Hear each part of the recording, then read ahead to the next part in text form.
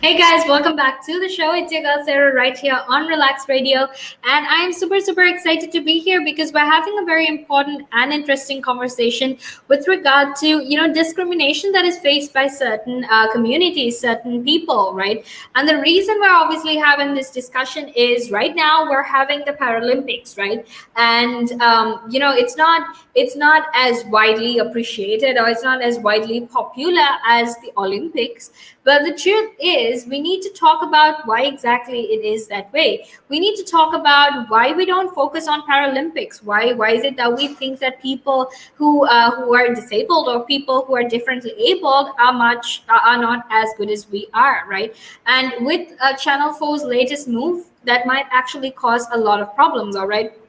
So make sure to stay tuned. Make sure to share your thoughts and share your opinions with me, because all you need to do is just text me or call me on 078-52-473-473. Share your thoughts, share your opinions, because I would love to hear everything that you have to say. All right. Now, before we actually head into the conversation, I want to very quickly tell you that you can, in fact, go ahead and like us on Facebook, follow us on Instagram, Twitter, and TikTok, and actually make sure that you are always informed and you're always updated about all of these things. All right. And don't forget to download app either, because that way you can actually make sure that you're listening into the conversation from anywhere in the world at any time in the day, regardless of what you are doing, right? So what better way is there for you to stay informed and stay updated about all of these things, if not for Relaks Radio. All right, so make sure to stay tuned, because right now we're actually going to head into our conversation.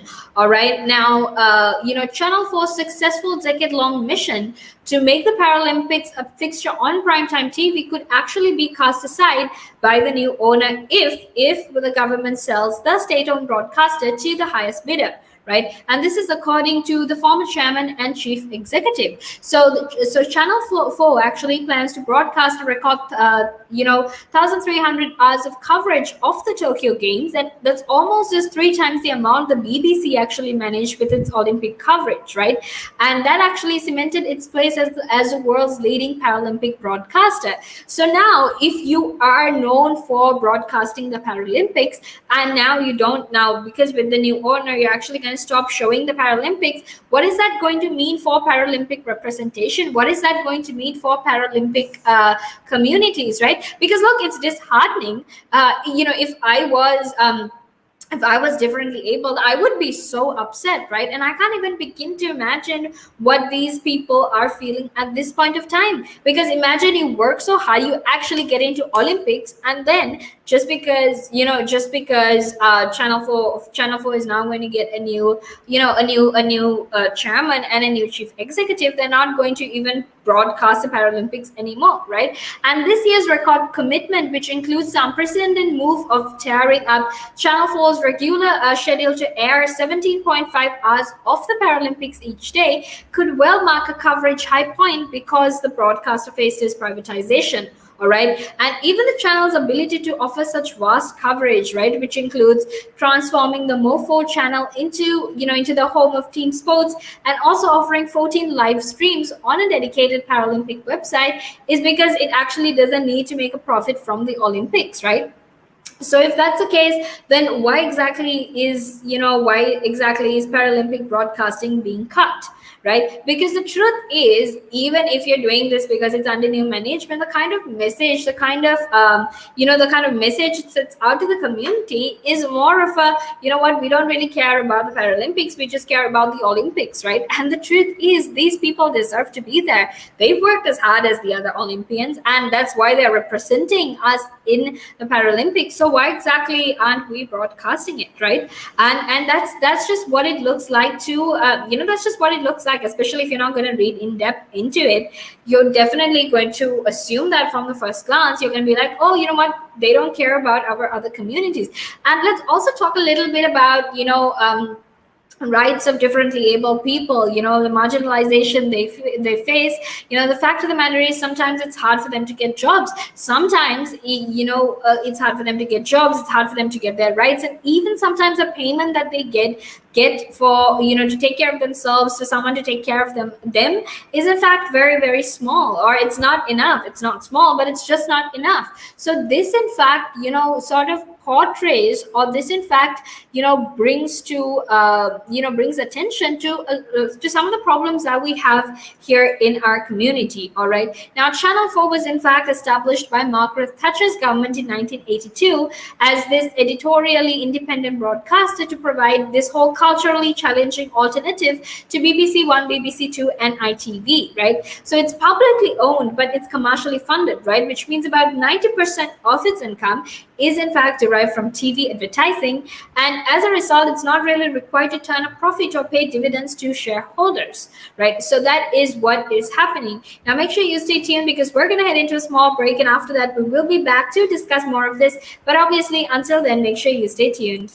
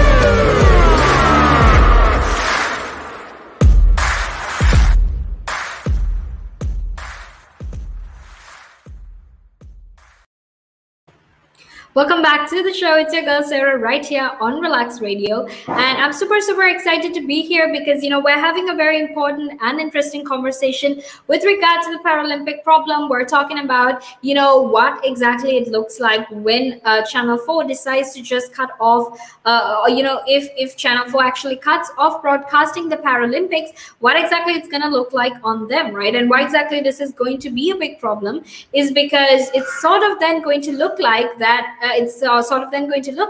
that we don't really care about the Paralympians that are representing us, or even just Paralympians in general, right? Because these are people who deserve to be there. These are people who have worked hard their entire lives, and regardless of regardless of the differences they have or the way we treat them differently, they've still managed to come here, right? So that's why it's important for us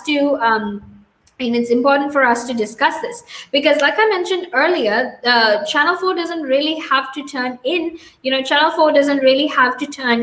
a profit as such, right? And they don't really have to pay dividends for shareholders either. So the way Channel 4 runs is in fact completely different to a lot of other channels as well. All right, so before we actually head into that conversation, make sure to text me your thoughts, text me your opinions, because I would love to hear everything that you have to say. All right, you can text me or call me on 078-52-473-473. Share your thoughts, share your opinions, and let me know what you are thinking. All right, and don't forget to go like us on Facebook and follow us on Instagram, Twitter, and TikTok as well, because that way you can actually make sure that you're always informed and you're always updated. But also at the same time, make sure to go download the app, because that's available on both the Apple App Store and the Google Play Store as well. Okay, so don't actually forget to do that. And now let's actually head into our conversation. But before we actually head into the Paralympic problem, I really need to very quickly talk about if the world is running out of vaccines. All right, now this is in fact one of the biggest issues, because we've spoken about how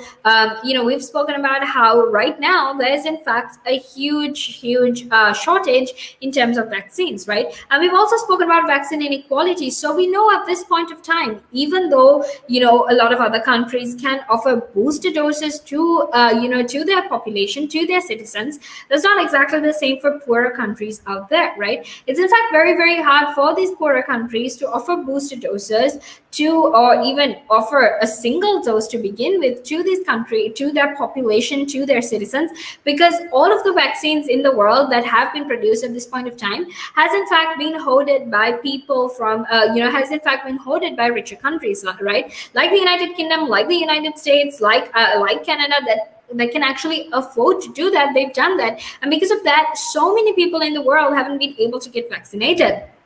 Right now, it could actually be at least 2023 when when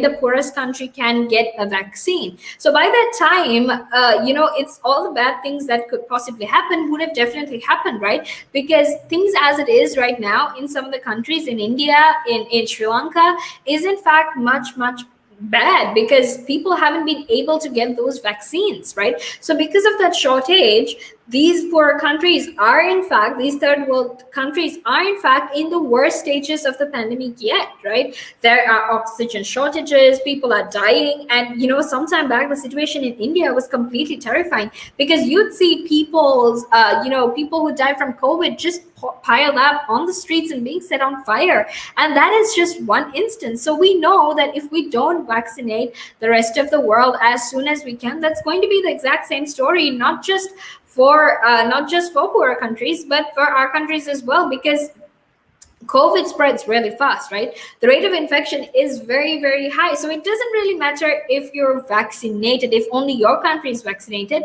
because if the pandemic begins, if we're going to have that whole COVID outbreak like it initially happened in Wuhan, well, things are not going to look all that pretty and good for us either, right? So it's important to do that. Now, several members of the Joint Committee on Vaccination and Immunization are actually thinking of this idea called fractional doses, right? Which is essentially when you give only half of the dose or a limited amount of the dose and not the full dose when you're giving booster jabs, right? Now, this is in fact said to boost immunity, and it's also said to reduce the side effects that you go through when you get these fractional doses, right? Now, the thing is, there is still a lot of research that is being done on fractional doses. No one really knows how it works. It's still in the works of being researched, of being experimented. So after all of these findings have been found, and we have enough evidence, we have enough information, we have enough research, then only will the JCVI actually make the decision